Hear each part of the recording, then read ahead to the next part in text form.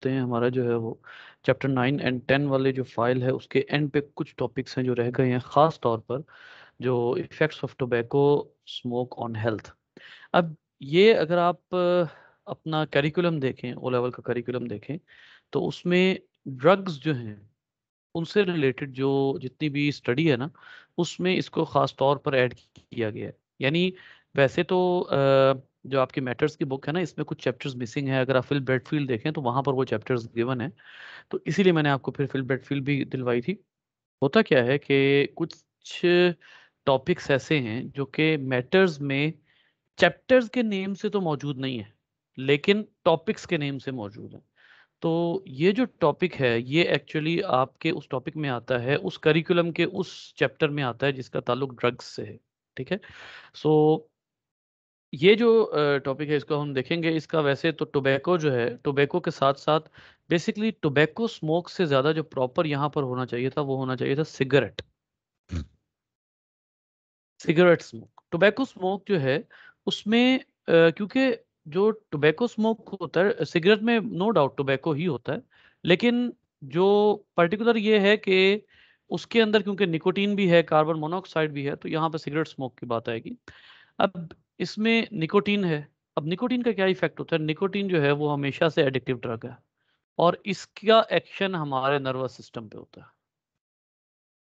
Nervous system यानी brain पे। और ब्रेन जो है वो बेसिकली डिपेंडेंट हो जाता है। आपका ब्रेन कुछ केमिकल्स रिलीज करता है आपको एक्टिवेट करने के लिए।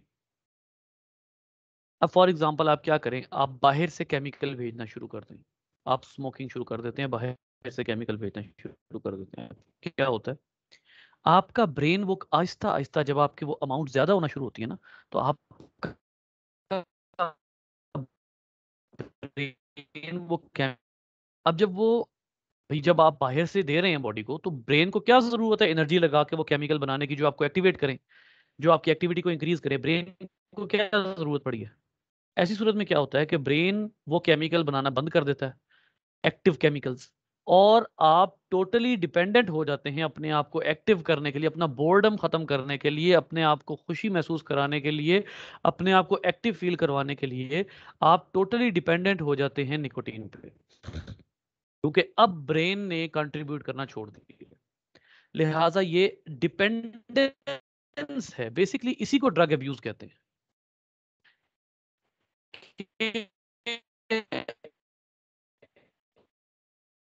आप ओवरडोज ले, आपका ब्रेन उसके ऊपर डिपेंडेंट हो चुका है। और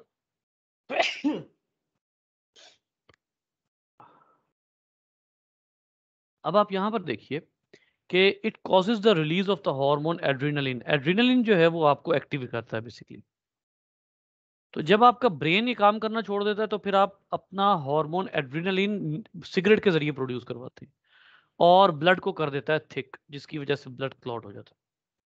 इसका मतलब है आपके ब्लड वेसल्स में क्लॉट होगा और ब्लड फ्लो रुक जाएगा। उसके बाद carbon monoxide, the most lethal gas in the world. अगर आपके एनवायरनमेंट में जिस कमरे में आप सांस ले रहे हैं सिर्फ 1% कार्बन मोनोऑक्साइड इंक्रीज हो जाती है, then it would be leading to death. जब कोई सिगरेट पी रहा होता है तो ये कार्बन मोनोऑक्साइड जो है ये उसके ब्लड में जा रही होती है, और ये अच्छा खासा नुकसान करती है। इसका नुकसान कैसे होता है गौर कीजिएगा। आपने इससे पहले जो पढ़ा हुआ है उसको जरा रिमाइंड करते हैं। आपको अच्छी तरीके याद है कि आपका जो रेड ब्लड सेल होता है, उस रेड ब्लड सेल के अंदर यू हैव द हीमोग्लोबिन। और हीमोग्लोबिन जो है वो ऑक्सीजन से बाइंड करता है, लेकिन अब यहाँ पर जो पॉइंट है वो क्या है, haemoglobin binds with oxygen reversibly. ये कल भी हमने पढ़ा था कि हीमोग्लोबिन टिश्यू में जाके ऑक्सीजन किसको दे देता है, टिश्यू को दे देता है। ये डायग्राम आपको याद होगी, कल जो हमने डिस्कस की थी। ये देखिए, टिश्यू में जाके ये ऑक्सीजन किसको दे देता है, टिश्यू को दे देता है। इसका मतलब ये है कि रिवर्सिबल बाइंडिंग है ना, जब एक दफा टिश्यू में जाएगा तो ये टिश्यू को दे देगा ऑक्सीजन। ठीक है, रिवर्सिबल बाइंडिंग होती है। लेकिन अगर आपकी बॉडी में क्या आ जाए, आपकी बॉडी में कार्बन मोनोऑक्साइड आ जाए, तो ये कार्बन मोनोऑक्साइड हीमोग्लोबिन के साथ बाइंड होती है और इरिवर्सिबली बाइंड हो जाती है। अब जब ये इरिवर्सिबली बाउंड हो जाती है तो अब इसका consequence ABC red blood cell है इज नाउ यूजलेस, क्योंकि जब कार्बन मोनोऑक्साइड बाइंड हो जाती है, कार्बन मोनोऑक्साइड जो है वो let does not let the oxygen to bind with hemoglobin. अब जब एक दफा कार्बन मोनोऑक्साइड बाइंड हो गई है तो वो ऑक्सीजन को बाइंड नहीं होने देगी, और ये इरिवर्सिबल बाइंडिंग है, इसने सेपरेट नहीं होना, और इसका मतलब है कि अब आपकी बॉडी सफोकेट होना शुरू हो जाएगी, क्योंकि आपकी बॉडी में ऑक्सीजन नहीं जा रही। आपके रेड ब्लड सेल्स ने कार्बन मोनोऑक्साइड को कैरी करना शुरू कर दिया है और ऑक्सीजन नहीं जा रही, तो आप सफोकेट होना शुरू हो जाते हैं। This is the major problem. ठीक है, उसके बाद जो है वो फैटी एसिड डिपोजिशन में काफी ज्यादा रोल प्ले करती है। और फैटी एसिड डिपोजिशन आप समझ सकते हैं कि अगर फैट डिपॉजिट हो जाती है आपके ब्लड वेसल में, तो आपको कार्डियोवैस्कुलर डिजीजेज हो सकती है, हार्ट अटैक वगैरह जो है इस तरह के प्रॉब्लम आ सकते हैं। अच्छा, इसके बाद अब आप देखिए नेक्स्ट है टार। टार जो है ये एक इंतहाई खौफनाक केमिकल है, और ये स्ट्रेट फॉरवर्ड कैंसर कॉजिंग है। कार्सिनोजेनिक एक वर्ड यहां पर लिखा हुआ है, इसमें कार्सिनो का मतलब होता है कैंसर, और जेनिक का मतलब होता है प्रोड्यूसिंग, कैंसर जनरेटिंग या कैंसर प्रोड्यूसिंग। अब यहां पर जो है वो ये कैंसर प्रोड्यूस करता है टार। फिर इसी तरीके से ये सीलिया को पैरालाइज कर देता है। अब सीलिया कहाँ होते हैं, आपको याद होगा, आपने इसी बुक में ऊपर पढ़ा था कि आपकी ट्रेकिया में सीलिया मौजूद होते हैं जो म्यूकस को ऊपर को पुश करते हैं। ये वो लेक्चर है जो कि मैंने रिकॉर्ड रखा हुआ है, जो कि आपके नेट के सिग्नल की वजह से आप जो है वो एग्जिट कर गए थे। इसमें हमने ये पढ़ा था कि ये जो आपके पास ये जो सीलिया हैं, ये बीट करते हैं और ये म्यूकस को ऊपर की तरफ लेकर जाते हैं। जब ये म्यूकस को ऊपर की तरफ लेकर जाते हैं तो फिर क्या होता है कि अब टार क्या करेगा, टार वुड सीज देयर मूवमेंट। ये इन सेल्स को डिस्ट्रॉय कर देगा और इनकी जो मूवमेंट है उसको सीज कर देगा, उसको स्टॉप कर देगा। नतीजा क्या निकलेगा आप अच्छे तरीके से समझ सकते हैं कि जो म्यूकस है वो रिलीज नहीं होगी, म्यूकस डिपॉजिट हो जाएगी और आपको सांस लेने में भी मुश्किल आएगी। ठीक है, तो ये एकदम नहीं हो जाता, ये एकदम नहीं हो जाता, but you need at least, you may से 2 years of continuous cigarette smoking. एकदम से नहीं हो जाता, लेकिन बहरहाल इट इज डेंजरस। ठीक है, सो यहाँ पर हम जो है वो ये बात भी करते हैं। अच्छा, उसके बाद आ जाइए, नेक्स्ट है कि इरिटेंट्स हैं। इरिटेंट्स में हाइड्रोजन साइनाइड आ जाता है, एक्रोलिन, फॉर्मेल्डिहाइड, ये आ जाते हैं। ये भी सीलिया लाइनिंग को पैरालाइज करते हैं, और आपके जो होती है दो डिजीजेज आपको हो सकती हैं, क्रॉनिक ब्रोंकाइटिस और एम्फिसीमा। ये दोनों मैं अभी आपको एक्सप्लेन करता हूँ कि ये क्या चीज़ है। ठीक है, लेकिन इनका काम भी वही है ऑलमोस्ट जो टार का है, कि ये सीलिया लाइनिंग को क्या कर देते हैं, ये हैंग कर देते हैं, सीज कर देते हैं, और सीलिया मूव नहीं कर सकते। ठीक है, अच्छा जी, यहां तक बेटा कोई सवाल?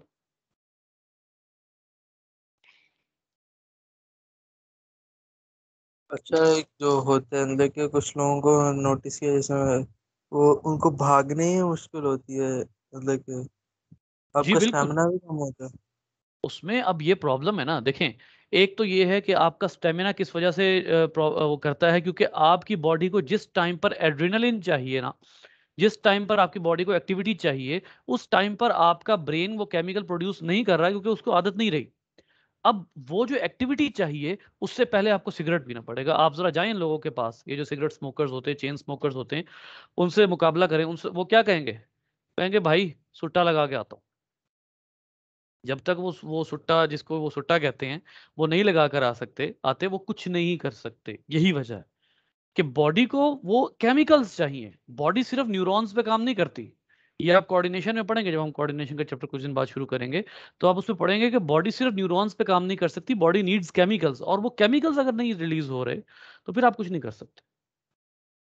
तो इस वजह से ये लोग भाग नहीं सकते। फिर ब्लड थिक हो जाता है। जब ब्लड थिक हो जाता है तो उसके फ्लो में प्रॉब्लम आता है और सांस चढ़ता है। ठीक है, इसी तरीके से आपके मसल्स जो हैं वो बहरहाल उनको भी केमिकल चाहिए होता है, वो केमिकल भी रिलीज नहीं हो रहा होता। तो ये पूरा पैकेज है जो कि आपकी बॉडी को right from the head to toe, ये आपकी बॉडी को डिस्टर्ब करता है, डैमेज करता है, डिस्ट्रॉय करता है। तो ये जो है आप इसको जो है वो अपना ज़हन में रखिए कि सिगरेट हमेशा हमेशा एक चीज़ होती है कि इस जिसका कोई फ़ायदा होता है, एक होता है जिसका फ़ायदा भी नहीं होता, नुकसान होता है, एक है जिसका सिर्फ़ नुकसान है, वो सिगरेट है। और उसी कैटेगरी में कोल्ड ड्रिंक्स भी आ जाते हैं, ठीक है? तो ये जितनी भी चीज़ें हैं इनमें ये वाज़े तौर पर ये ज़हन में रखना चाहिए अपने कि ये अच्छा ख़ासा आप देखें ना, आप ज़रा एक दफ़ा इस टेबल को देखिएगा गौर से, ये right from the head to toe ये आपको डिज़ीज़ कॉज़ करता है।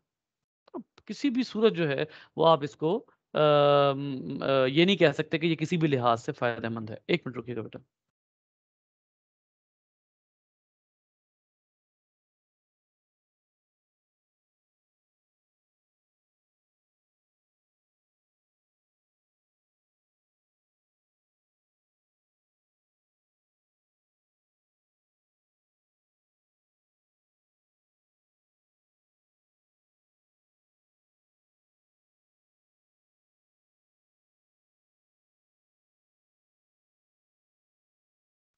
जी बेटा, और कोई सवाल?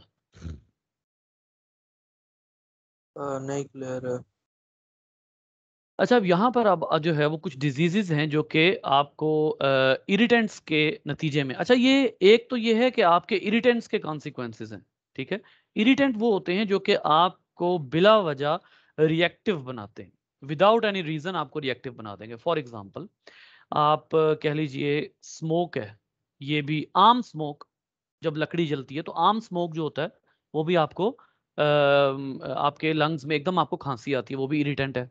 फिर इसी तरीके से अगर आप कहीं खड़े हुए हैं और किसी जगह पर मसाला भुना जा रहा है तो कुछ लोगों को तो कुछ नहीं होगा, लेकिन फॉर एग्जांपल कुछ ऐसे लोग होंगे जो उस मसाले की भुनाई के दौरान उधर नहीं खड़े रह सकते, उनको खांसी शुरू हो जाएगी। ठीक है, बिल्कुल इसी तरीके से आप कहते हैं बहुत से लोग होते हैं जिनको पोलन सीजन में लंग्स में प्रॉब्लम आता है, वो भी इरिटेंट होते हैं। ठीक है, डस्ट है वो भी इरिटेंट होती है।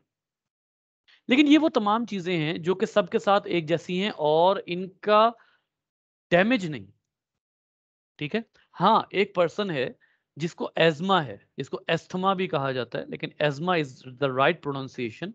एक पर्सन है जिसको एज़मा है और ये जो एज़मा है, इसके दौरान अगर किसी पर्सन को कफ अगर किसी पर्सन को एज़मा के दौरान कोई इरिटेंट मिलता है ना, जो आपकी बॉडी को रिएक्टिव बनाता है, तो क्या होगा? कफिंग शुरू हो जाएगी और एज़मा में कफिंग बड़ी खतरनाक होती है। ये आपको एज़मा में जब कफिंग होती है तो एक डिज़ीज़ शुरू हो जाती है एम्फिसीमा, ये मैं आपको अभी डिटेल में डिस्कस करता हूँ। पहले एम्फिसीमा डिस्कस कर लेते हैं ताकि फिर बाद में हम क्रॉनिक ब्रोंकाइटिस की तरफ जाएँगे। अच्छा बेटा, ये जो एम्फिसीमा है ना, इसके बारे में ज़रा ये ज़हन में रखिए कि आपको बहुत अच्छे तरीके से पता है कि आपके लंग्स तब तक काम नहीं कर सकते, जब तक आपके लंग्स में क्या मौजूद नहीं है? एल्वियोलाई मौजूद नहीं है। Your lungs can not perform any sort of gaseous exchange, ठीक है? अब आपको पता है कि मिलियंस ऑफ एल्वियोलाई जो है वो आपके लंग्स में मौजूद हैं। Just draw it like this, you may draw it like this. Millions of alveoli मौजूद हैं और इन मिलियंस ऑफ एल्वियोलाई की वजह से आपके लंग्स में क्या हो रहा है? गैसियस एक्सचेंज हो रहा है between the alveolar air and blood. ये हमारा कल के टॉपिक में डिस्कस हो चुका है। अब फॉर एग्जांपल, अब जहां एक्सचेंज हो रहा है वहां पर क्या चाहिए आपको? कौन सा एरिया चाहिए? याद है कुछ? जिस एरिया से आप सॉरी बताइए। मतलब लंग्स एल्वेलाई के अंदर से एक्सचेंज होता है, जो वेन्स जा रही होती है, आर्टरीज जा रही होती हैं, वहां से एक्सचेंज होता एक्सचेंजेबल एरिया को क्या कहते हैं? है एल्वेलाई। नो नो, किसी भी जगह पे अगर कोई एक्सचेंज हो रही हो तो उस एरिया को आप सरफेस एरिया। यस। अब ये जो एल्वियोलाई हैं ये बेसिकली आपका सरफेस एरिया बना रहे होते हैं। अब आपको ये भी पता है कि जितना ज्यादा सरफेस एरिया होगा डायरेक्टली प्रोपोर्शनल टू एक्सचेंज होगा, ठीक है? इसका मतलब है एल्वियोलाई जितने ज्यादा होंगे उतना ही अच्छे तरीके से आपका गैसियस एक्सचेंज होगा। बट अगर आप कोई ऐसा काम करते हैं या आपको कोई ऐसी डिजीज हो जाती है विच डिस्ट्रॉयज द एल्वियोलाई, अब आपका straight forward surface area decrease होना शुरू हो जाएगा और ये जो एल्वियोलर डिस्ट्रक्शन होती है, इस डिजीज को हम कहते हैं एम्फिसीमा। ऐसी सूरत में आपके लंग्स एल्वियोलाई के बगैर बस एक बैलून की शेप में होते हैं। बैलून शेप में नहीं, बल्कि बैलूनिक कैरेक्टर होता है। अब बैलून में कोई सरफेस एरिया नहीं होता। बैलून सिर्फ एक स्ट्रेट फॉरवर्ड प्लास्टिक की शेप है जिसमें कोई एक्सचेंज पॉसिबल ही नहीं है।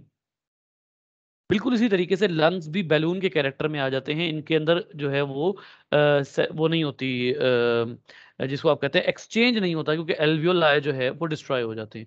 अब ये क्यों होते हैं? क्योंकि आपके जो है ये जो एल्वियोलाई होते हैं, गौर कीजिएगा, for example this is one alveoli. अब एल्वियोलाई के आपके बारे में आपको पता है कि alveoli is always single cell thick. ये सिंगल सेल थिक होते हैं।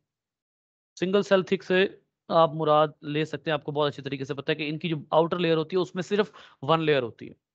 और उसके बाद फिर ये एक एल्वियोलाई ये है, फिर एक एल्वियोलाई यहाँ पर है, फिर एक यहाँ पर है। अब जब आप बहुत जोर से कफिंग करते हैं तो कफिंग कॉजेज दी कफिंग, और कफिंग के साथ अगर मैं ब्रैकेट में लिख देता हूं vigorous, vigorous coughing causes the destruction of alveolar wall, of alveolar wall। अब आपका एल्वियोलाई जो है वो डिस्ट्रॉय होना शुरू हो गया। एक डिस्ट्रॉय होगा, दूसरा डिस्ट्रॉय होगा, तीसरा, चौथा, 100, 200, आहिस्ता आहिस्ता आपको सांस लेने में मुश्किल आना शुरू हो जाएगी। विगरस कफिंग, इरिटेंट्स ये काम करते हैं।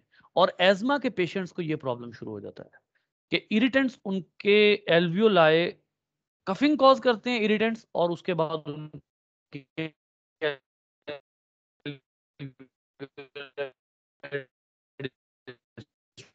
होना शुरू, कॉज एम्फिसीमा, ये एम्फिसीमा कॉज करते हैं। और इस एम्फिसीमा के नतीजे में फिर आप जो है वो लंग्स आपके किसी काबिल नहीं रहते। ठीक है, ये डैमेज्ड वॉल इन्होंने दिखाई हुई है, ये नॉर्मल लंग दिखाया हुआ है, और ये डैमेज्ड लंग दिखाया हुआ है जो कि इन्फ्लेट हो गया है, इसकी वॉल डैमेज हो गई। असल में इन्होंने यहाँ पे ये देखिए, असल में इन्होंने शो करवाने की क्या कोशिश की है, मैं आपको यहाँ पर दिखाता हूँ। जो हेल्दी लंग है ना, उसमें देखिए लंग की शेप या एल्वियोलाई की शेप ऐसे है ये, लेकिन जो अनहेल्दी है उसमें गौर कीजिए, ये शेप ऐसे हो गई है। यानी वो जो इसकी शेप थी वो भी बिगड़ गई और अंदर से एल्वियोलाई भी खत्म हो गया। इन दोनों शेप्स में श्रिंक, बहुत वाज़ेह डिफरेंस। सॉरी, मैं कहता श्रिंक कहना उसको। हाँ जी, बिल्कुल बिल्कुल।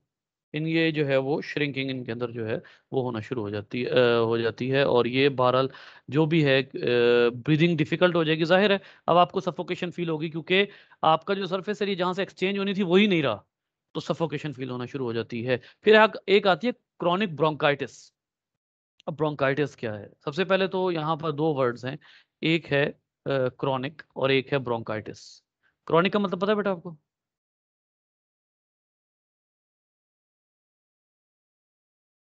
नहीं।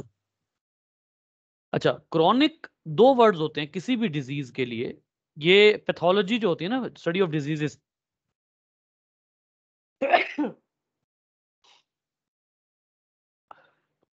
जो स्टडी ऑफ डिजीजेस होती है ना, उसमें दो वर्ड्स यूज होते हैं किसी भी डिजीज के लिए। एक होता है एक्यूट। एक्यूट हमेशा डिजीज होती है शॉर्ट टर्म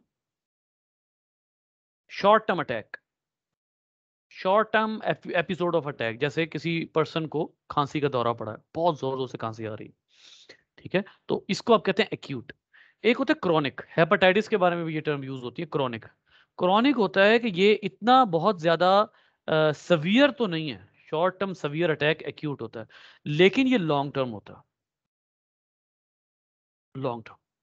क्रॉनिक का वर्ड जो है वो आमतौर पर लॉन्ग टर्म के लिए यूज होता है। अब ब्रोंकाइटिस क्या है? ब्रोंक, ये ब्रोंक जो है ये ब्रोंकाई के लिए, और ब्रोंकाई कहाँ होते हैं बेटा?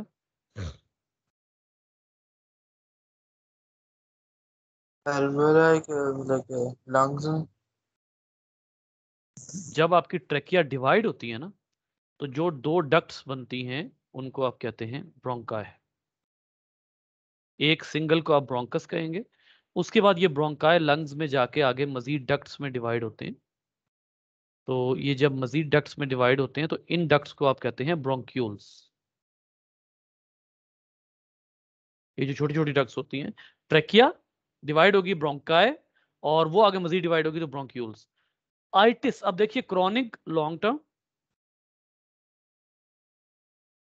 ब्रोंकाई, ब्रोंक ब्रोंकाई से निकला। आइटिस का मतलब होता है inflammation, long term inflammation of bronchi. अब ये जो प्रॉब्लम है, ये जो डिजीज है, ये आपके जो लंग्स हैं उनमें बड़ा ही खौफनाक किस्म का एक जो है वो फैक्टर क्रिएट करती है। नंबर वन, इसका इफेक्ट क्या होता है? Excessive mucus. आपके लंग्स में एक्सेसिव म्यूकस जनरेट होना शुरू हो जाती है।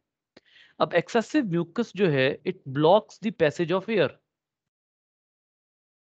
आपकी ऑक्सीजन का, एयर का पैसेज जो है वो ब्लॉक होना शुरू हो जाएगा। तो एक ये प्रॉब्लम आता है।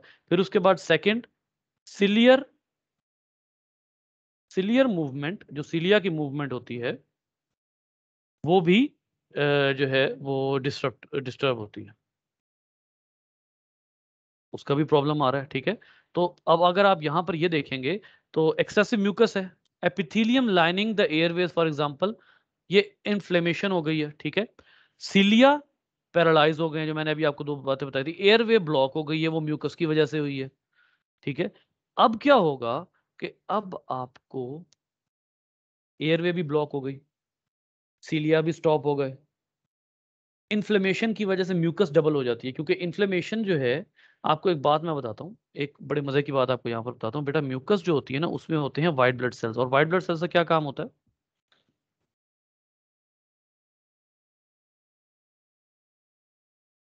बैक्टीरिया वगैरह से फाइट करना, जर्म्स। इनका बेसिकली काम होता है इम्यूनिटी या डिफेंस। ठीक है, अब जिस जगह पर इन्फ्लेमेशन होगी ना, वहां पर म्यूकस इसलिए रिलीज होगी क्योंकि उसमें वाइट ब्लड सेल्स होते हैं। अब जितनी ज्यादा इन्फ्लेमेशन उतने ही ज्यादा म्यूकस। अब म्यूकस ज्यादा हो गई है, उसने एयर पैसेज ब्लॉक कर दिया है, सीलिया की मूवमेंट डिस्टर्ब हो गई है, आपको ठीक तरीके से सांस नहीं आ रहा, म्यूकस बाहर नहीं आ रही, तो फिर आप क्या करते हैं? जोर जोर से खांसते हैं ताकि आपको सांस आए। और म्यूकस को बाहर निकालने के लिए भी आप जोर जोर से खांसते हैं। और इस खांसने के नतीजे में क्या होगा, गैस कर सकते हैं आप? अभी बताया मैंने आपको सबसे पहले। आपके जो लंग हैं उनके पे इफेक्ट पड़ेगा। क्या? जबकि एल्वेलाई जबकि कमजोर हो जाएंगे। एल्वियोलाई जो है वो वीक हो जाएंगे, उनकी वॉल्स वीक हो जाएंगी, and it would be leading to suffocation. पहले तो एम्फिसीमा होगा ना, क्योंकि एल्वियोलाई डिस्ट्रॉय होते हैं एम्फिसीमा में। पहले आपको एम्फिसीमा होगा, उसके बाद आपको सफोकेशन हो जाएगी। फिर लंग्स कैंसर आ जाता है। लंग्स कैंसर जो है एक बहुत खौफनाक डिजीज है बेटा, और अनकंट्रोल्ड डिवीजन ऑफ सेल होती है। किसी जगह पर सेल आउट ऑफ कमांड हो जाए, फॉर एग्जांपल यहाँ मैं अब आपको बताता हूँ। जैसे एक आपके पास ये एक सेल है, ठीक है, इस सेल में डिवीजन होती है और ये सेल दो में डिवाइड होता है। लेकिन ये कब तक नहीं होता? जब तक इसको प्रॉपर कमांड नहीं मिलती। कमांड चाहिए, जब तक इसको इजाजत नहीं मिलेगी ये सेल डिवाइड नहीं होगा, यानी एक से दो नहीं होगा। सेल डिवीजन का मतलब ये होता है कि सेल अपने आप को अपने नंबर बढ़ा रहा है। अब क्या है, जब तक कमांड नहीं मिलेगी तब तक सेल को डिवाइड नहीं होना चाहिए किसी सूरत भी। लेकिन अगर सेल इस कमांड से निकल जाएं, सेल अगर इस कमांड से निकल जाएं तो उनकी डिवीजन क्या हो जाती है? अनकंट्रोल हो जाती है, and this uncontrol division is called as cancer.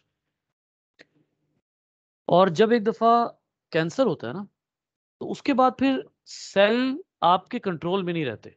जैसे फॉर एग्जांपल यहाँ पर आपको दिखाता हूँ कि आपके पास एक जो है वो ऑर्गन, आपका ये लंग है, एक सिंगल लंग है,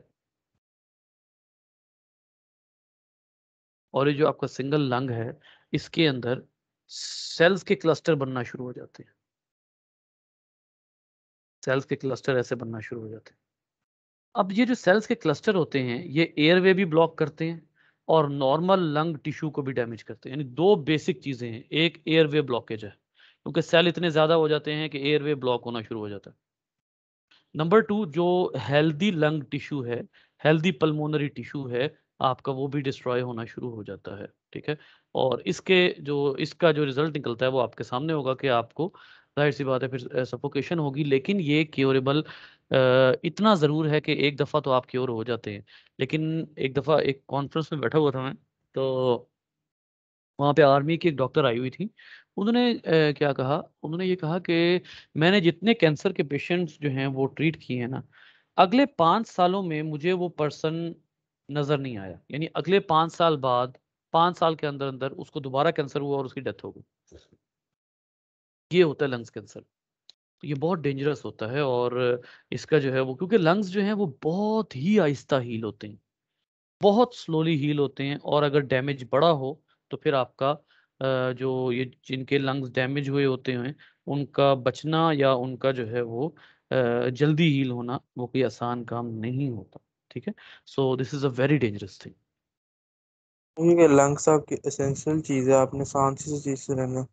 क्योंकि देखिए जो लिवर हम्म। कैंसर, मतलब एक जानवर था उनको लिवर कैंसर हुआ हम्म। था, तो वो क्योर हो गए थे, लाइक वो बिल्कुल सही हो हम्म। गए थे। तो इससे से लंग्स तो इस वजह से हो सकती है क्योंकि आपको ब्रीदिंग का पार्ट है। देखिए, आप बिल्कुल ठीक कह रहे हैं, क्योंकि कल हमने बात की थी कि आपकी बॉडी में जो ब्रीदिंग का स्टिमुलस है वो क्या है।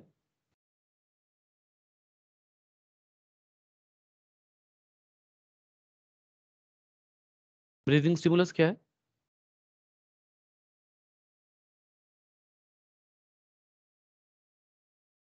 कल का लेक्चर नहीं याद? आप इस लेक्चर में मेरी पेस के साथ नहीं चल रहे। हम अब स्लो पेस पे नहीं चल सकते। हाँ, तो ये- और अगर आपको जो है वो ये प्रॉब्लम आ रही है पेस में, तो आप रिकॉर्डिंग सुने। हम स्लो पेस नहीं कर सकते, ये बात अपने जहन में रखें, ठीक है। अब ब्रीदिंग स्टिमुलस बेसिकली क्या होता है? CO2। आपके ब्लड में जितनी ज़्यादा CO2 होगी, आपको याद है मैंने आपको ग्राफ पढ़ाया था, ये ग्राफ दोबारा से मैं मेंशन कर देता हूँ यहाँ पे। ये ग्राफ हमने पढ़ा था और हमने कहा था कि थोड़ी सी CO2 बढ़ाएंगे तो हमारा रेट, ब्रीदिंग रेट इतना इंक्रीज हो जाएगा। ये हमने कल बात की थी, ठीक है। तो अब अगर एक दफ़ा आपका ब्लड CO2 एक्सचेंज ही नहीं कर रहा, जब आपके ब्लड में CO2 एक्सेसिव होना शुरू हो जाती है ना, तो आपका ब्रेन किस में जाना शुरू हो जाता है? अनकॉन्शियसनेस में। आप अनकॉन्शियस हो जाते हैं, आपका ब्रेन वर्क ही नहीं करता। इसका मतलब ये होगा कि आपके लंग्स डिस्ट्रॉय होने से लंग्स को उतना फर्क नहीं पड़ता जितना ब्रेन को पड़ता है। ब्रेन फौरी तौर पे, अब लिवर जो है वो जब एक दफा कैंसर उसमें होता है, उसका टिश्यू डिस्टर्ब होता है, तो ब्रेन कुछ अरसे के लिए उसको टॉलरेट कर लेता है। लेकिन लंग्स के केस में ऐसा नहीं, ब्रेन टॉलरेट नहीं करता। दो चीजों को कभी टॉलरेट नहीं करेगा ब्रेन। एक, हाइपोग्लाइसीमिया। जो पर्सन हाइपोग्लाइसीमिक है उसको अपनी बॉडी में कोई ना कोई ऐसी चीज रखनी चाहिए जो इमीडिएटली उसके ब्लड में पहुंच जाए और शुगर जो है वो वापस राइज कर दे। हाइपोग्लाइसीमिया का मतलब ये है कि ब्लड शुगर लो हो जाए। High high blood sugar brain बड़े अरसे तक टॉलरेट कर लेता है, लेकिन लो ब्लड शुगर जो है वो ब्रेन टॉलरेट आराम से नहीं करता। फौरी तौर पर ब्रेन अनकॉन्शियसनेस की तरफ जाना शुरू कर देता है। और दूसरी चीज जो बर्दाश्त नहीं करता वो कार्बन डाइऑक्साइड की अमाउंट है ब्लड के अंदर। ये दो चीजें जो हैं ये किसी सूरत ब्रेन को बर्दाश्त नहीं होती, और उनमें से एक का ताल्लुक लंग्स कैंसर से या लंग्स से वाज़ेह तौर पर है। अच्छा बेटा, मैं आपको एक बार फिर कह रहा हूँ कि आप जो ये मैंने टॉपिक्स गुजारे हैं या मैं जिस स्पीड पर जा रहा हूँ मैं इसको स्लो नहीं कर सकता, ठीक है। आपने रिकॉर्डिंग सुननी है और टॉपिक साथ साथ पढ़ने हैं। लापरवाही मत कीजिएगा, बहुत कम टाइम है आपके पास। Now you have too much short time, ठीक है। तो इसलिए जरा केयरफुली इन चीज़ों को देखिए। अच्छा जी, gaseous exchange in green plants. अब ग्रीन प्लांट्स के बारे में आपको पता है कि गैस ज्यादा से ज्यादा क्या होगा ग्रीन प्लांट्स में गैसियस एक्सचेंज के लिए? एपिडर्मल सेल्स हैं, उनके दरमियान में गार्ड सेल्स होते हैं, वो स्टोमेटा ओपन कर देंगे तो गैसियस एक्सचेंज हो जाएगा। एक ये होता है। दूसरा, रूट्स होती हैं, रूट्स भी गैसियस एक्सचेंज करती हैं। जो रूट्स होती हैं ज़मीन के नीचे, उन रूट्स के अंदर ऐसे फिनोमेना मौजूद होता है कि वो रूट्स आराम से अपने इर्द गिर्द जो सॉइल होती है उससे इजीली वो एक्सचेंज कर लेती हैं, ठीक है। सो रूट्स भी एक्सचेंज करती हैं। अच्छा, उसके बाद फिर इसका मतलब है कि एक तो लीफ में स्टोमेटा होंगे, वो एक्सचेंज कर लेंगे। दूसरे नंबर पे रूट्स, रूट्स में जो है वो ऐसी स्पेसेस होती हैं कि वो oxygen carbon dioxide give up करती हैं और ऑक्सीजन लेती हैं, ठीक है। ऐसे पोर्स मौजूद होते हैं, ऐसे सेल्स मौजूद होते हैं। स्टेम, कुछ ऐसे प्लांट्स होते हैं जिनके स्टेम में पर्टिकुलर पोर्स होते हैं just below the bark, below the bark. इसको मैं दोबारा लिख लूं, जस्ट बिलो द बार्क। आपके कुछ ऐसे जो हैं वो मौजूद होते हैं यहाँ पर, पोर्स मौजूद होते हैं, जिनको क्या कहा जाता है, जिनको कहा जाता है बेटा लेंटिसेल्स। ये देखिए यहाँ पर मेंशन्ड है लेंटिसेल। यहां से एयर एक्सचेंज हो सकती है। तो इसका मतलब है रूट, स्टेम और लीफ तीनों में जो है वो ऐसे पोर्स मौजूद होते हैं जहां से गैशियस एक्सचेंज हो सकता है। इतनी ही बात है, इससे ज्यादा इसमें बात नहीं। हाँ जी बेटा।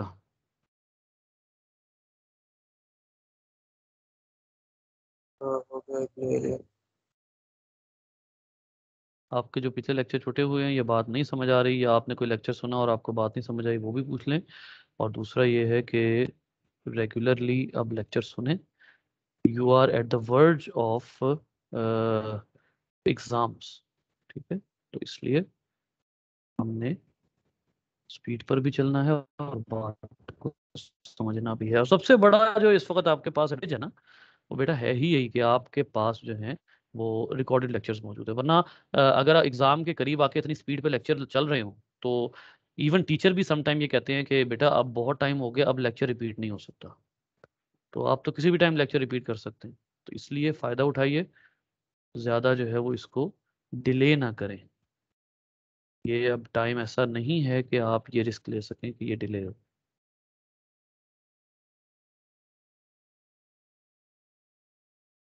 डे 1 से अभी तक जितने लेक्चर हैं ऑन द 3 मंथ्स आपके पास पड़े हुए हैं, ठीक है। इसलिए इस हवाले से टेंशन ही ना लें, इजी होकर लेक्चर सुने और टाइम यूटिलाइज करें।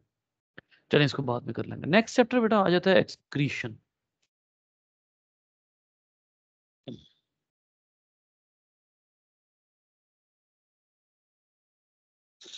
Excretion, now what is excretion, कुछ आइडिया है आपको?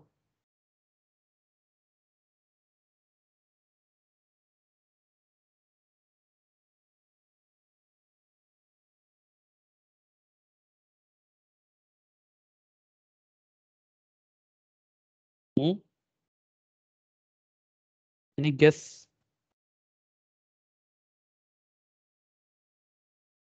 ना क्या आवाज अटक रही है थोड़ी सी, समझ मेरी नहीं आई। आवाज? हाँ जी। ओहो, अच्छा। मैं ये पूछ रहा था कि आपको क्या आइडिया है एक्सक्रीशन के बारे में, what do you know about, any guess? Removal of waste products from our body. Removal of waste product from our body, बिल्कुल ठीक बात है। कि इसमें हम कहते हैं रिमूवल ऑफ मेटाबॉलिक वेस्ट्स। अब आपकी स्टेटमेंट और इस स्टेटमेंट में क्या फर्क है? रिमूवल ऑफ मेटाबॉलिक वेस्ट, ये मैं अब आपको क्लियर करता हूँ। देखिए, रिमूवल ऑफ वेस्ट्स, एक वेस्ट होती है जो कि आपके जो है वो स्टमक और इंटेस्टाइन में बनती है, ठीक है। आप फूड खाते हैं तो फूड जो है वो डाइजेस्ट होता है, डाइजेस्ट होकर वो फूड एब्जॉर्ब होता है, और जो अनडाइजेस्टेड फूड रह जाता है, यानी जो एब्जॉर्ब नहीं होता, अनडाइजेस्टेड होता है, उसको बॉडी से रिमूव कर दिया जाता है। और जो रिमूवल रिमूवल का फिनोमेना होता है उसको हम कहते हैं इजेक्शन। जब आप खाना खाते हैं तो उसको आप कहते हैं इंजेक्शन, और जब आप उस खाने को, अनडाइजेस्टेड मटेरियल को रिमूव करते हैं तो उसको आप कहते हैं इजेक्शन। अब ये जो अनडाइजेस्टेड वेस्ट्स हैं, these are strictly not called as excretion, क्योंकि ये अनडाइजेस्टेड वेस्ट्स हैं, ठीक है। एक और एक्सक्रीशन का ताल्लुक कब होता है? जब आप फूड को एब्जॉर्ब कर लें, एब्जॉर्ब करने के बाद उस फूड से अपना मेटाबॉलिज्म करें, और मेटाबॉलिज्म करने के बाद उससे जो वेस्ट प्रोड्यूस हो उसको रिमूव करें, तो उसको फिर आप क्या कहते हैं? उसको फिर आप एक्सक्रीशन का नाम देते हैं। यानी एक फूड बॉडी में आया, आपने यूज किया, उसकी वेस्ट प्रोडक्ट बनी, और वो वेस्ट प्रोडक्ट आपने बॉडी से रिमूव की, वो एक्सक्रीशन है। एक फूड बॉडी में आया ही नहीं, इंटेस्टाइन से होकर रिमूव कर दिया गया, वो फूड इजेक्शन के मैकेनिज्म से बाहर जाएगा, वो एक्सक्रीशन नहीं हो। सो इन दोनों फिनोमेना को कंपैरेटिवली बिल्कुल क्लियर रखें। अब आप क्या कहेंगे, excretion is the removal of metabolic waste. अच्छा, अब सवाल ये पैदा होता है आपके जहन में कि मेटाबॉलिज्म क्या हो सकता है। All sort of reactions occurring inside our body, इसको आप क्या कहेंगे, मेटाबॉलिक रिएक्शंस। जैसे इसमें मेटाबॉलिज्म जो होता है इसकी दो टाइप्स होती हैं। अगर आप थोड़ा सा इसको देखें, आपके जो बुक है उसके शुरू में भी लिखा हुआ है। एक होती है जिसको आप कहते हैं एनाबोलिज्म। एनाबोलिज्म एनाबोलिज्म क्या है कि आप अमाइनो एसिड्स को मिलाएं और क्या बना दें, प्रोटीन्स। आप प्रोटीन बना दें। यानी छोटे छोटे यूनिट्स को मिलाकर एक बड़ा सारा मॉलिक्यूल बना दें, ठीक है। दूसरी टाइप होती है कैटाबोलिज्म। कैटाबोलिज्म ये होता है कि आप किसी बड़े कंपाउंड को ब्रेक करें छोटे छोटे कंपाउंड्स में। फॉर एग्जांपल, आप कार्बोहाइड्रेट या ग्लूकोज को ब्रेक करते हैं, ठीक है। आप ग्लूकोज को ब्रेक करते हैं और ग्लूकोज को ब्रेक करके किन कंपोनेंट्स में चेंज करते हैं, कार्बन डाइऑक्साइड और वाटर में। अब ग्लूकोज बड़ा मॉलिक्यूल था, C6H12O6, ठीक है। आपने उसको छोटे छोटे दो मॉलिक्यूल्स में चेंज कर दिया, तो ये कैटाबोलिज्म है, यानी ब्रेक डाउन। अब इन दोनों में जो भी वेस्ट बनेगा उसका रिमूवल एक्सक्रीशन कहलाएगा। अब some time what expected wastes are there.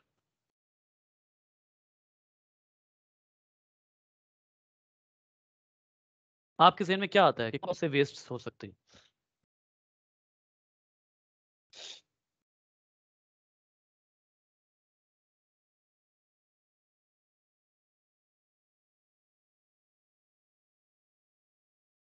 जी,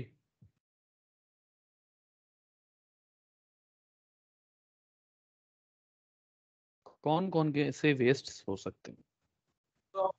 मेरे ख्याल में यूरिया।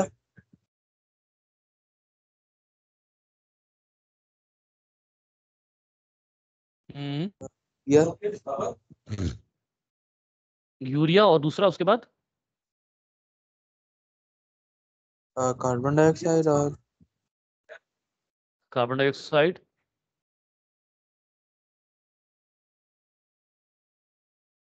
बस और नहीं पता मुझे बस।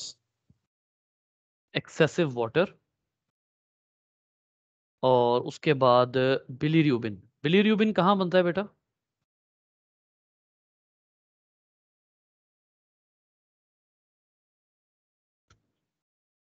ये भी आपको पता है, आपने ये पढ़ा हुआ है।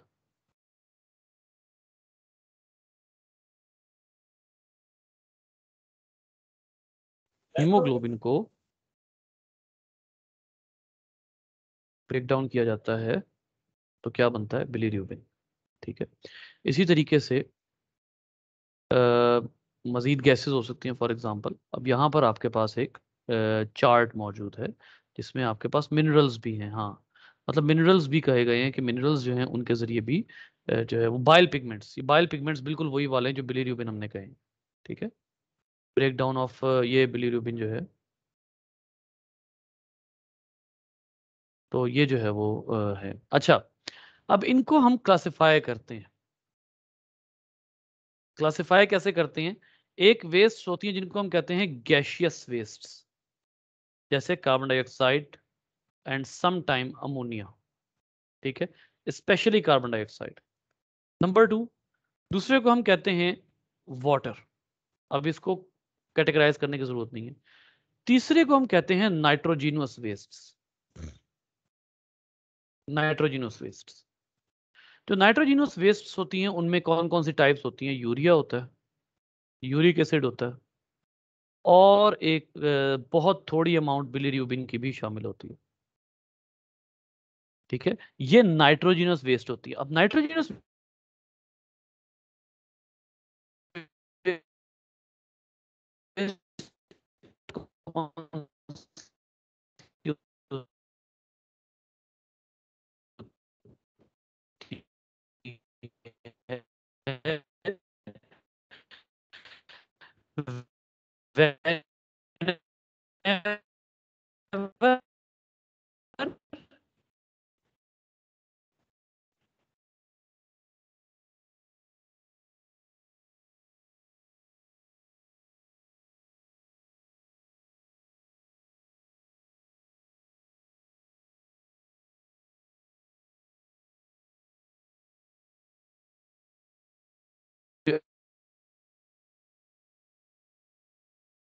अच्छा, कि आवाज कट गई थी एकदम से।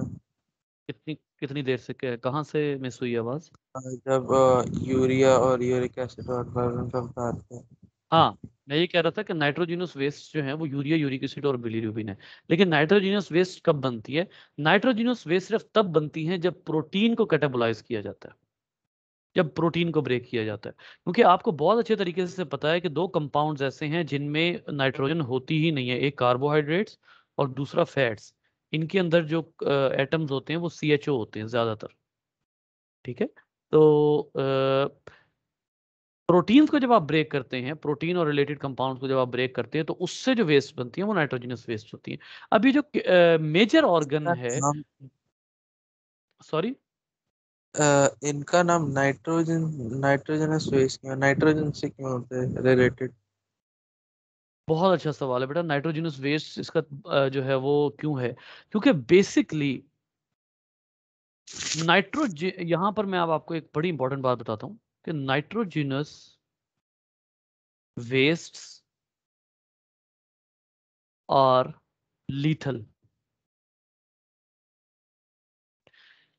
जब आप प्रोटीन को ब्रेक करते हैं तो प्रोटीन में एक बहुत ही इंपॉर्टेंट ग्रुप होता है जिसको आप कहते हैं अमाइन ग्रुप। अमाइन ग्रुप ये NH2 की फॉर्म में होता है आमतौर पर, अमाइनो एसिड में अमाइन ग्रुप।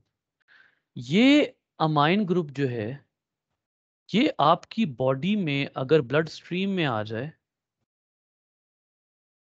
और मतलब अगर तो लिमिट में रहता है फिर तो ठीक है। लेकिन अगर एक पर्टिकुलर लिमिट से ज्यादा हो जाए then it can lead to coma. बहुत बाद की बात है, मतलब अगर बहुत ही ज्यादा हो जाए तो कोमा हो जाता है। लेकिन उसके अलावा हमारे ब्रेन के न्यूरॉन को डिस्ट्रॉय कर सकता है। ठीक है। तो फिर क्योंकि नाइट्रोजनस वेस्ट कई तरह की है ना जिनमें पर्टिकुलरली नाइट्रोजन इन्वॉल्व होता है, तो इसलिए हमने एक पूरा ग्रुप बना दिया है ऐसी वेस्ट्स का जो कि हमारी बॉडी के लिए लीथल और पॉइजन हो सकती हैं। उनको हमने नाम दे दिया है नाइट्रोजनस वेस्ट्स।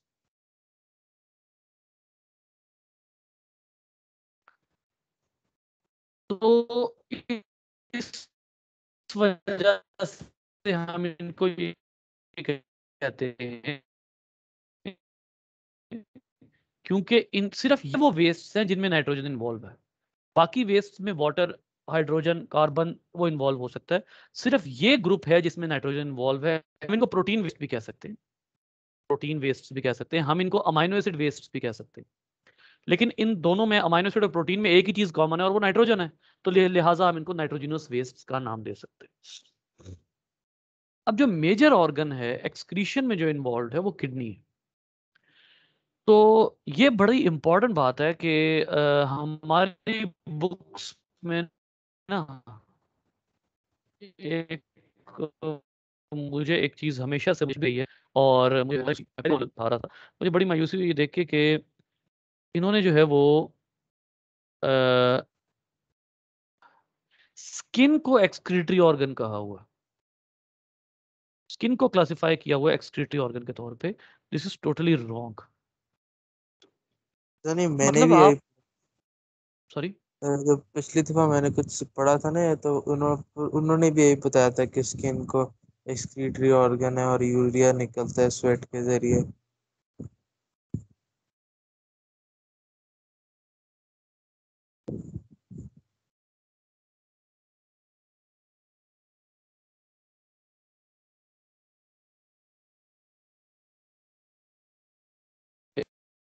तो कैसे, चलो ऐसे है। लेकिन अगर आप उसको क्रिटिकली ऑब्जर्व करते हैं then it does not have any character of being a an excretory organ.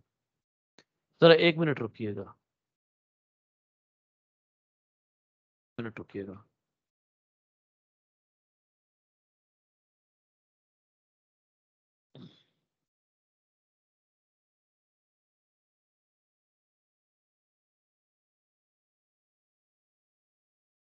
हाँ जी, यही वो चीज़ है जो मैं देखना चाह रहा था। ये देखिए, देखिएगा, the concentration of urea in the sweat is 22.2 millimoles per litre. ये ऐसे ही है कि आप एक जग पानी में एक नमक का क्रिस्टल डाल दें। एक जग पानी में, 1 लीटर पानी में आप नमक के पाउडर का एक कतरा पकड़ें, एक जर्रा पकड़ें और वो डाल दें, which is 3.6 times that in serum. The result indicate that sweat uric acid concentration is quite minimal and the estimated total uric acid excretion per day in the normal physiological range is insignificant. फिर उसके बाद और भी यहां पर आपको मिल जाएंगे, लेकिन ये जो, अगर आप इसको बकायदा स्किन को एक्सक्रीटरी ऑर्गन में शामिल करना शुरू कर दें, बहरहाल हमारी मजबूरी है, हमने ये तो नहीं कहना कि हमारा जो है वो ये इसके बगैर हमारे,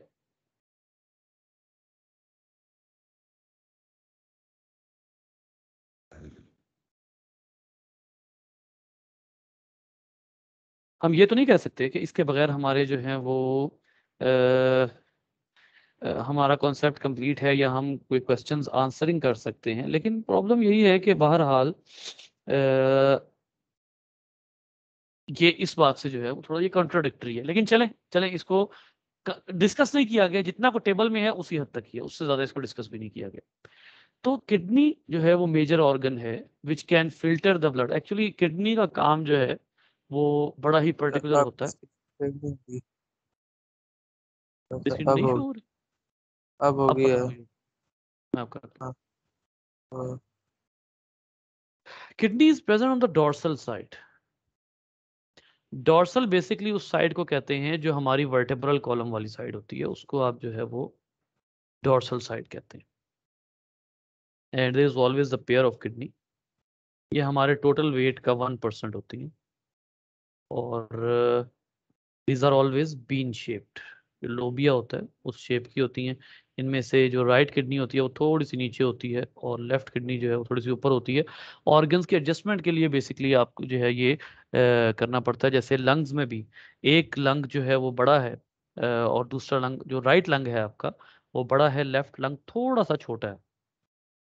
और जो इसी तरीके से आपके लिवर, पेंक्रियाज वगैरह की एडजस्टमेंट के लिए, स्टमक की एडजस्टमेंट के लिए एक किडनी को आपको थोड़ा सा जो है वो एडजस्ट करना पड़ता है। ये जो है वो कोई ऐसी खास बात नहीं है। Kidney are always bean shaped, और जो किडनी का डिप्रेशन होता है जहाँ से किडनी जो है वो अंदर ऊपर कौन सी होती है गई और भी। नीचे कौन सी होती है? सॉरी, ऊपर कौन सी होती है और नीचे कौन सी होती है? राइट साइड वाली ऊपर होती है, जबकि लेफ्ट साइड वाली होती है वो नीचे होती है।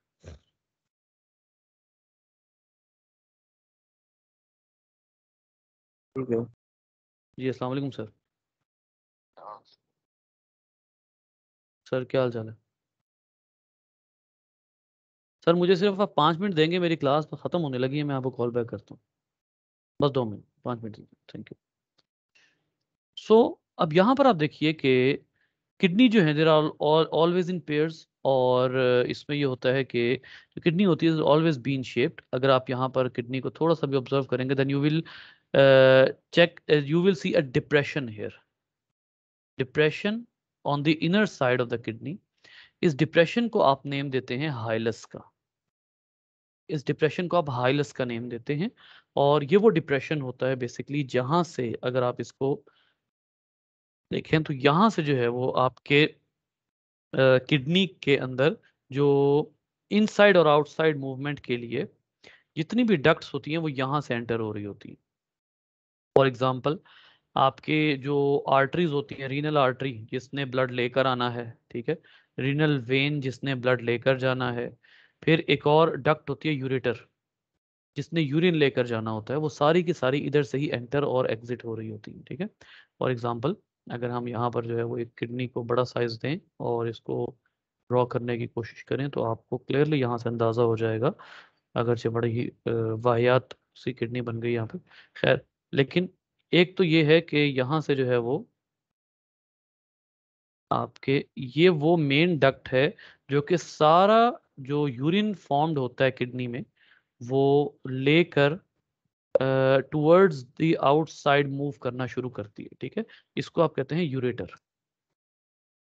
लेकिन उसके अलावा अगर आप यहाँ पर मजीद थोड़ा सा ऑब्जर्व करें तो आपको पता लगता है कि इसी जगह पर आपकी वेन मौजूद है, जिस वेन ने ब्लड किडनी से लेकर आना है और हार्ट की तरफ लेकर जाना है, जाहिर सी बात है।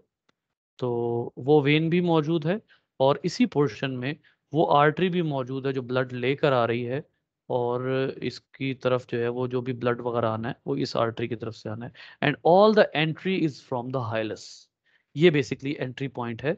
और हम किडनी को जब भी ऑब्जर्व करते हैं ना, तो किडनी को हम लॉन्गिट्यूडनल सेक्शन इसका कट करते हैं। लॉन्गिट्यूडनल मतलब साइड से लंबाई के रुख। वैसे तो आप समझ गए होंगे, लेकिन अगर मैं आपको एक छोटी सी डिपिक्शन दूं इस तरह से कि मेरे पास अगर ये मोबाइल है, मैं इस मोबाइल को इस तरह से एक इसका सेक्शन कट करता हूँ, दिस इज लॉन्गिट्यूडनल। ठीक है। तो हम आमतौर पर जब भी किडनी को ऑब्जर्व करते हैं एनाटॉमिकली, उसकी जो एनाटॉमी वगैरह स्टडी करने के लिए, तो उसको आप कहते हैं उसका आप लॉन्गिट्यूडनल सेक्शन जो है वो कट करते हैं आमतौर पर। तो उसके अलावा किडनी जो है उसके ऊपर आपको कुछ ग्लैंड्स भी दिखते हैं। यहाँ पर इनके बारे में सिर्फ इतनी ही गुफ्तगू होगी कि किडनी के ऊपर कुछ फैट टिश्यू भी होता है, और ये जो फैट टिश्यू होता है ये बड़ा ही इंपॉर्टेंट होता है। इसको आप कहते हैं एड्रिनल ग्लैंड्स। यहीं से वो रिलीज होती है, एड्रिनलिन रिलीज होती है, आपका जो इमरजेंसी हार्मोन है। तो एड्रिनल ग्लैंड्स यहाँ पर मौजूद होते हैं। इनका बस इतना ही है, इनको हम मेनली हार्मोन्स में जाकर पढ़ेंगे। उसके अलावा अगर आप यहाँ पर देखते हैं तो किडनी का सेक्शन कट करते हैं हम। जो किडनी है उसका सेक्शन अगर हम कट करके यहाँ पर डिस्कस करें तो वो भी एक बात कर लेते हैं।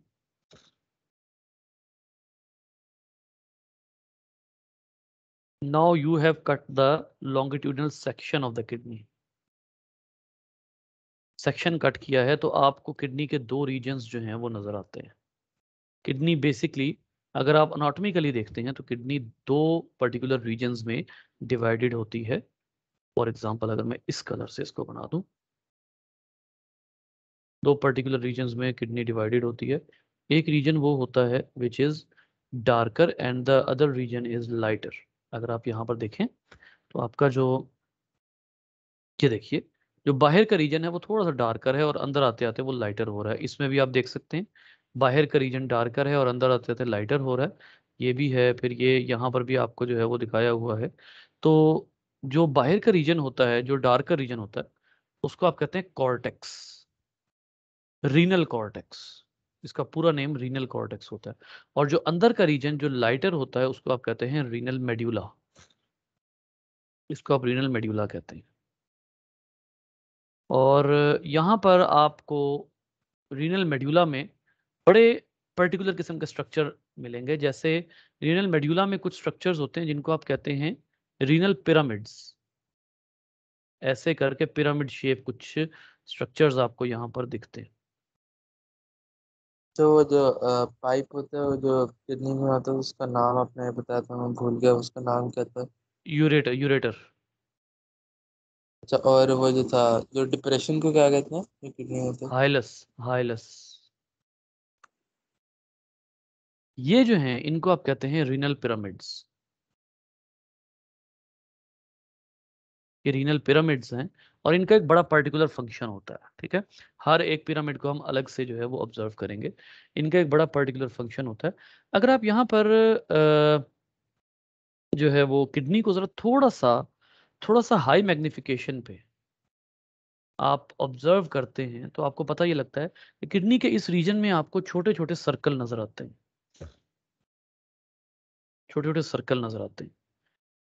और इन सर्कल्स की वजह यह है कि किडनी का एक टिश्यू बड़ा ही पर्टिकुलर होता है जो एक्चुअली परफॉर्म करता है। अब लंग्स का वो कौन सा पर्टिकुलर टिश्यू होता है जो कि सारी एक्टिविटी परफॉर्म करता है, गैसियस एक्सचेंज करता है बेटा? लंग्स का वो कौन सा टिश्यू है? एल्वोलाई। एल्वियोला है। ठीक है। लंग्स में वो पर्टिकुलर टिश्यू जो सारी एक्टिविटीज परफॉर्म कर रहा है वो एल्वियोलाई है। यहाँ पर जो पर्टिकुलर टिश्यू होता है जो सारी एक्टिविटीज परफॉर्म कर रहा होता है किडनी की, जो कैरेक्टरिस्टिक, उसको आप कहते हैं नेफ्रॉन। तो नेफ्रॉन का जो स्टार्ट होता है ना, जहां से नेफ्रॉन स्टार्ट होती है, वो गोल शेप का स्ट्रक्चर होता है और उसको आप कहते हैं ग्लोमेरुलस। ये सारा का सारा किसमें मौजूद होता है? कॉर्टेक्स में। गौर करें, ये जितने भी सर्कल्स हैं ये आपको कॉर्टेक्स में मिलेंगे। ठीक है। तो ग्लोमेरुलस यानी वो रीजन जहां से किडनी का पर्टिकुलर टिश्यू स्टार्ट होता है, नेफ्रॉन स्टार्ट होता है, उसको आप ग्लोमेरुलस कहते हैं, और वो सारा कॉर्टिकल रीजन में होता है। तो यहाँ तक तो हमने डिस्कशन कर ली। इसके बाद इंशाल्लाह हम इसको जो है वो फर्दर इसको डिस्कस करेंगे। ये बिल्कुल हैज़र्ड डिस्कस होगा, ज़रूरी बिल्कुल नहीं है कि इसी पैटर्न में डिस्कस हो। मैं पहले एक चीज़ डिस्कस कर लूँगा, बाद में दूसरी चीज़, इट डजेंट मैटर। लेकिन आपने जो चीज़ ज़हन में रखनी है बेटा, ये लापरवाही ना करें, नुकसान हो सकता है आपको, ठीक है। वक्त के साथ लेक्चर सुने, कन्फ्यूजन है मुझसे पूछें, मेरा अपना रिकॉर्डेड लेक्चर सुने, वरना काम नहीं चलेगा, ये मैं आपको बता रहा हूँ। टाइम बहुत कम है।